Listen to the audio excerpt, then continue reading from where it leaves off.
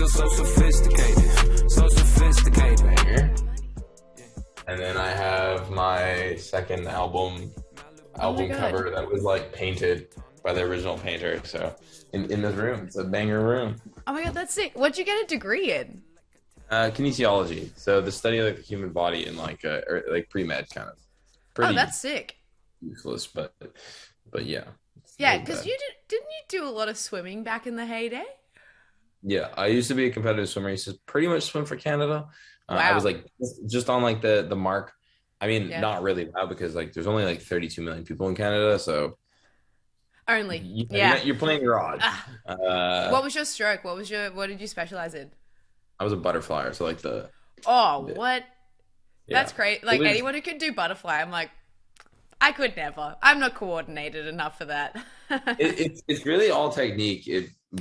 I remember like the last like 20 seconds of an event when you do it, especially if it's 100 or 200 fly. Like I have yet to feel anything more physically demanding in my entire life. Like you finish the race and you double touch the hands and like you just like borderline gonna throw up. Like it's fascinating. I've never to this day, like even when you like sprint for like as long as you can until you like throw up, it's like not like that. It's like worse. It's like full body, just a different annihilation. Type. Yeah, it's Bloody crazy. Hell. But did you get addicted to that feeling of just like really pushing yourself to those extremes? Are you a bit of like an adrenaline junkie in that sense?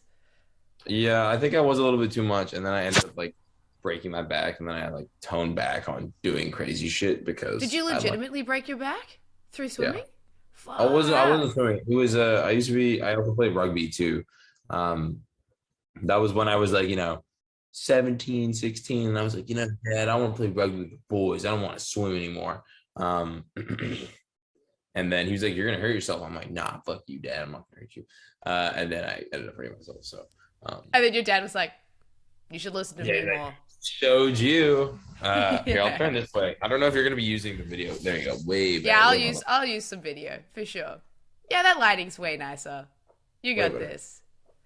That's wild. And now you're back home with your dad, who's like, remember that one time you broke your back, not listening to me. It's almost like that saying, step on a crack and you break your mother's back. I'm sure he's like jinxed it somehow and was like, Yeah.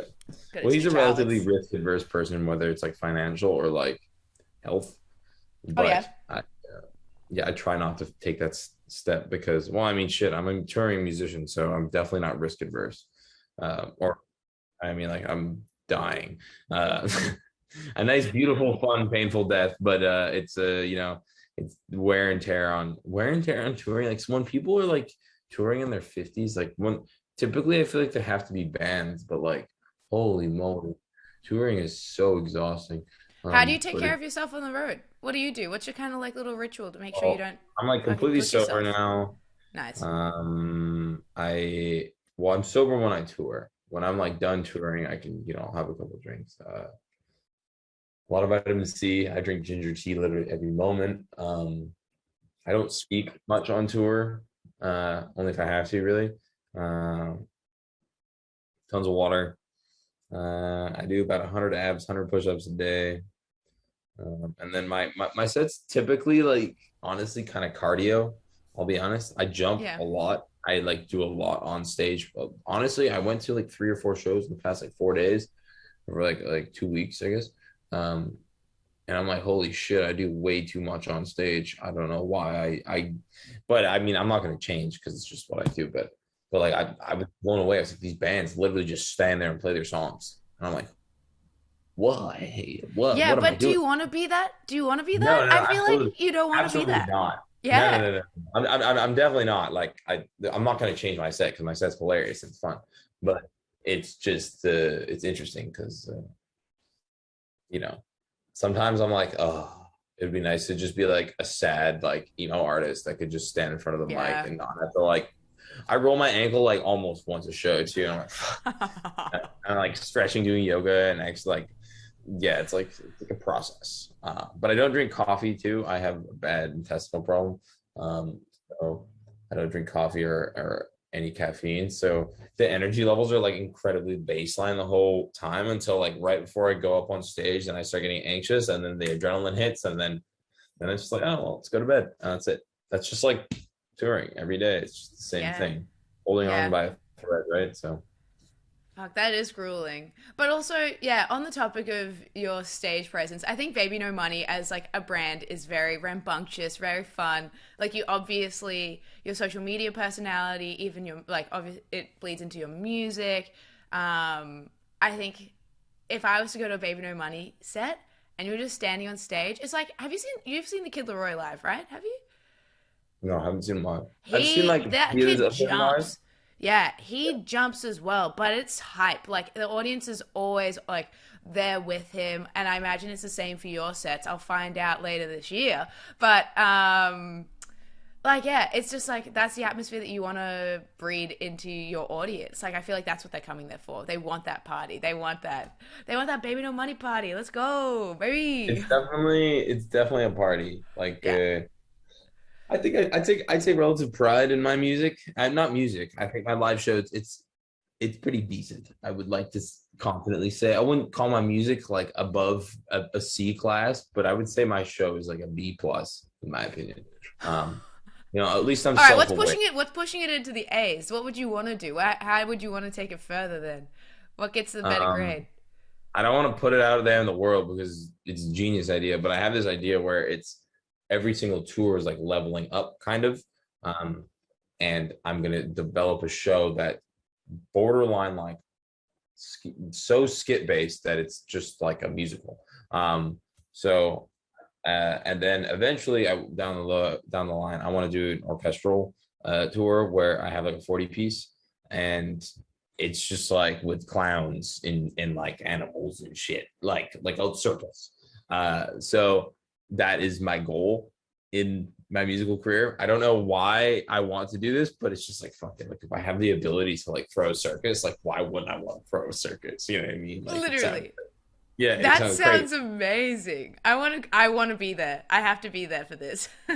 Yeah, I mean, ideally, if the trend keeps going, then ideally, I'll have the ability to do something like that. But as of right now, like no, there's just no financial way that I can make that possible. But I definitely like I take pride in my show. I think it's very important. Unfortunately, I was kind of owned by COVID last year or 2 years before, and I wasn't able to. Ooh, sorry, I wasn't able to tour very well, but now I am, so it's all good. Yeah, and now you've got these big dreams that we gotta throw all our efforts at. I feel like if you're to do a skit show, you still got to make sure that there's like room for that organic interaction though. You don't want it too prescribed. That's what annoys me about like some of those like double A listers, triple A listers is that like every look is like rehearsed and you're like, oh my God, there's no like Yeah. fan interaction. There's nothing that feels organic about this. But I feel like you'd obviously walk that line. And I totally like Oh yeah, imagine yeah, it being yeah. like, hey, here's like featuring Oliver Tree on like a huge ass scooter for like one of your circus tricks, and then like bringing like a bunch of people along. That'd be wild. And then it's like you and Young Gravy just bathe it in a pot of gravy, like shit like that. Exactly. Like my one of my best friends, my director, like who shoots most of my music videos. He used to be a stand-up comedian. What he said is like, let's say you have a skit that is, um, like pre-made, and the skit is like John goes outside and eats an apple. So everything on that skit you can like interpolate differently. So it's like Yeah. you have a minute and 15 seconds to go outside and eat that apple. No matter what you're doing, you can just fuck around as hard as you humanly can.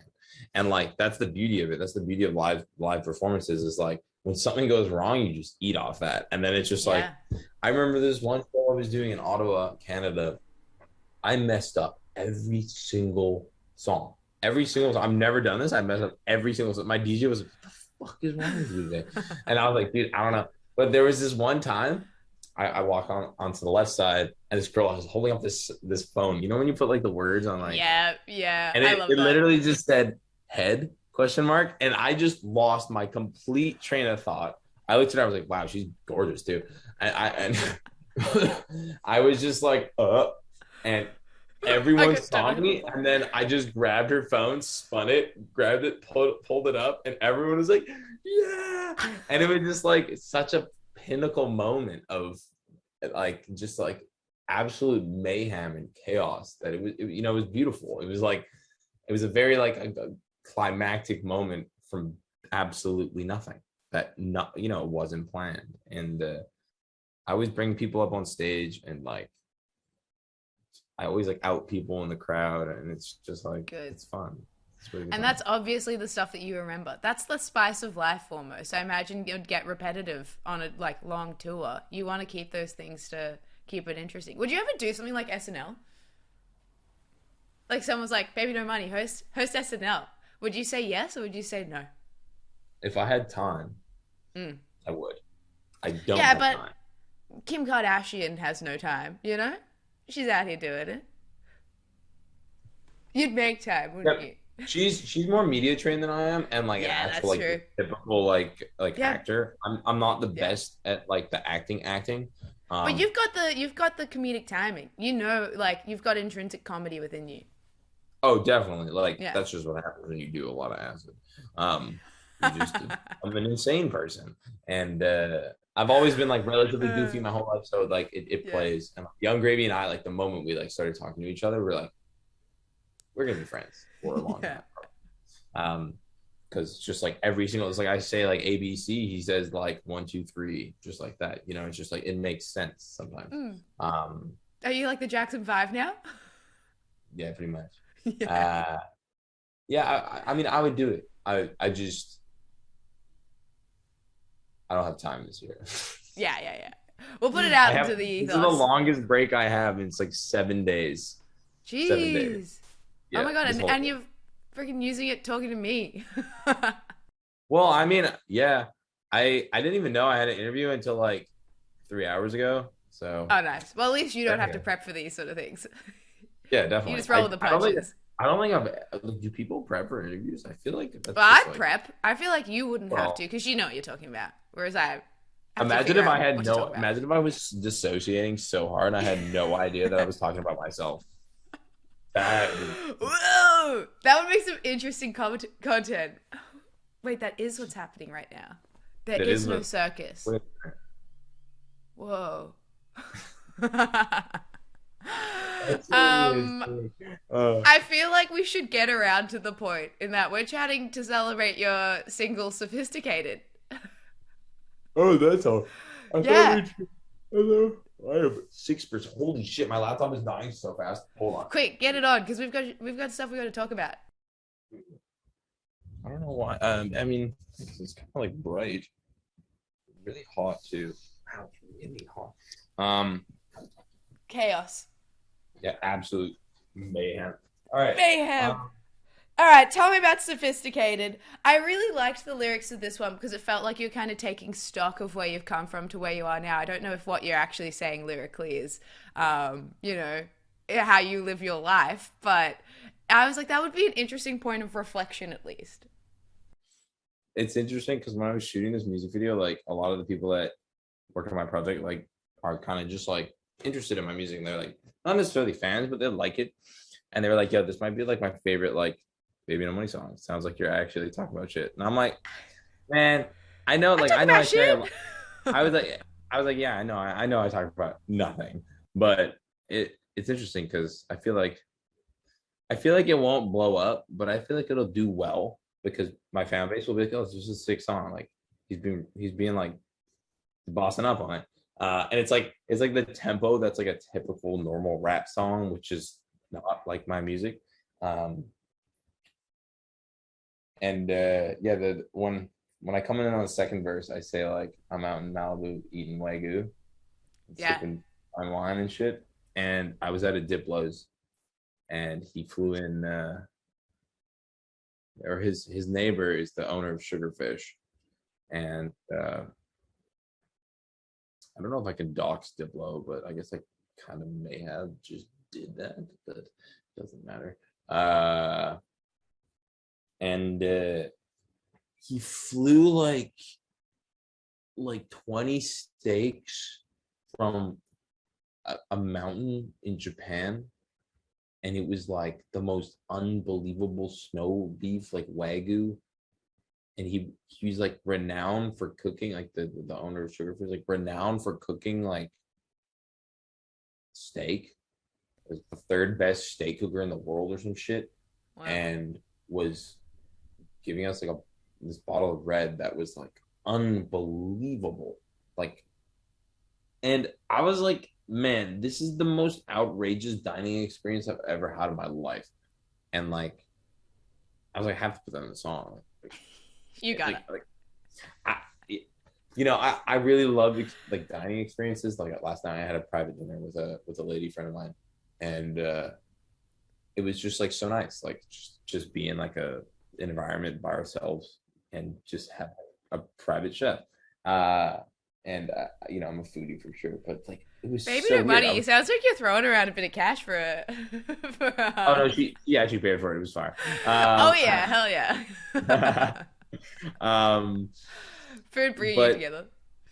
yeah, it was great, and it's so interesting because like I'm a fan of Diplo, obviously, like most people are. Jack U was arguably one of the coolest electronic projects ever created, and I was just like, dude, like, what am I doing?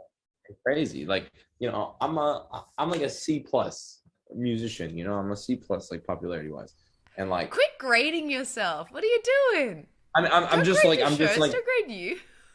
I don't want to fucking care. Yeah. And then it's just like, damn, like it's like I'm climbing up the ladder like slowly, and I'm winning slowly, and it's like cool through all these experiences that I'm like giving myself that, yeah, and I get to do these things, and it's like What's that's like winning it? What's the top of the ladder look like? I mean, I'm already there, really. Yeah. Um, I want to get through this year, and then I want to spend like 3 months like really making like usually I make an album in like 2 weeks, and then I just like sit on it and then I release it. But I want to spend like 3 months of making an album, like, and I know deep down that I'm confident that in my ability in creation of music, like I can make like some fire, like I know I can, and I want to make like an undeniable project that like will elevate me type thing, and I and nowadays things are so like social media based and like barely based on music that like after listening to Glimpse of Us by Joji, I was just like, man, like this song is just beautiful. It's just art. Like it's actually just undeniably like one of the best songs that has come out in the past 2 years. And that's the reason why it's doing so unbelievably well. And I just was like, you know what? Like I really gotta just not focus on everything else and just focus on the music. And I think it's like my time to like kind of not deviate from rap music, but like adventure into more of like a alternative rock, like and take that serious persona. I would love to just try something new. I've been doing the same thing for like 6-7 years, so Yeah. I don't know. Expand. Totally. Yeah, And I think that's the thing is that obviously Joji's showing that audiences online aren't stupid. They're not there just to, shake asses and throw hands around. Like we're like at the end of the day, people are sophisticated to circle back around, and that they want to like actually hear something that they resonate with. But like the beauty of your brand is that you've got that zest. Like I feel like you can expand, but then at the same time you have this playfulness that people gravitate towards, but you can bring that into a seriousness. Like you've got that nice duality about you instead of just someone who is the loner pop artist who's sad on stage. Like you can do a whole multitude of things, and I don't think your audience would be like, well, that's really not Baby No Money anymore. I feel like where you can go is like you've set yourself up to go into all of this like diverse territory without it being too shocking or like too like left of field for your brand. one of the first like alternative rock songs that I ever put out is arguably one of the biggest songs ever made. So it just goes to show, like, if you make good music, people like it. And what's your relationship like with social media now that you've got like some huge tracks under your belt that have popped off on platforms like TikTok? It's okay. One side of me is like, it's the most strong tool. It's the only thing that really matters. other side of me is I cannot wait till I can delete it. I I don't think I live life like as effective as other people do. Like I sometimes like I'm jealous of like people who work 9 to 5s and shit. You know what I mean? Like I because like they get to turn off. But unfortunately, like you're kind of unable to turn off as a musician if you genuinely want to succeed. Uh I'm finding that like creating so like having your business profile and then creating like a secondary profile to just if you want to go crazy and literally just lose your fucking mind on is a really good way to balance like the medium of like taking it serious and like wanting things to succeed and then also not giving a shit rat's ass about it flopping, for instance. Yeah. And then having both of those like those on the spectrum of like needs and wants of a business with like correlation of like when things do well, things usually go up rather than things going down and things just doing miserable. It just allows you to still kind of have fun with it because I remember originally when I first started making music, like I just put everything out and I just like drop this, drop that. And then now that there's like kind of like a little bit of expectation, like it's less fun for sure. But I think doing it this way has actually like provided me a lot of enjoyment through doing it again. And being a musician in the 21st century, like if you're not on social media, you're doing yourself a disservice. So it's like Yeah. you just Totally. gotta play the game, and the game's there to be played, right? So It's a double-edged sword, and I think at the end of the day, we've got to kind of remember that you're not there to find success off likes and stats. At the end of the day, you got to enjoy the process rather than however it's reflected in numbers at the end of it. as cliche as it may be, I saw Kevin Gates say, Kevin Gates, he was like, look, I get to wake up and make TikToks. And I was just like, that's crazy. Kevin Gates. Yeah, it is. Verbatim saying, I get to wake up and make TikToks. That's my job. You know what I mean? Like, Yeah. rather than being like, oh, I got to wake up and make TikToks. Just literally like the way you say it, it can like almost looks like it's like affirmations. You know what I'm saying? Like, Yeah, it gives self-talk. you the ability to be like, oh, I'm so blessed. Like I'm literally at my parents' house right now and like not I'm just dicking around and like enjoying time. And it's like a Tuesday, which is like I'd probably still be working until 5:30. You know what I mean? So and I haven't had that thought process in like 5 years. And like I'm so fortunate. I'm trying. I think COVID was really healthy for me. I'm just talking about random shit at this point, but yeah. No, that's beautiful. And I think you're right. We just roll with the punches, and when things get bogged down, we like put it into perspective. I think over the past few years, everyone's been like, oh, wait, that's right. We don't really need to feed into this machine anymore. We got to cut ourselves some slack. And it's, interesting to see how that'll feed into this next era for you. Yeah. Baby No Money, thank you for chatting with me. This has been a crazy little chat. Yeah, I'm glad. It's completely not relevant to sophisticated, but hell, who cares? Hell, we talked about it and people are gonna stream it.